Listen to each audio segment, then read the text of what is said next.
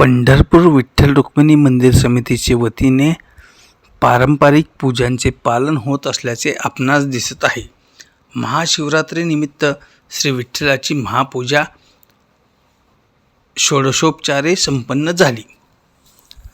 महाशिवरात्रीनिमित्त दिनांक 15 फेब्रुवारी रोजी रात्र 12 वाजता श्री विठ्ठलाच्या मस्तकावर शिवलिंग असल्याने त्यांची षोडशोपचारे पूजा विधिवत करण्यात आली.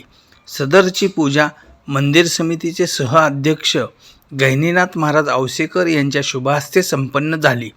या पूजेसाठी होळकर संस्थांतर्फे काशी येथून पवित्र गंगाजल उपलब्ध करून देण्यात आले होते.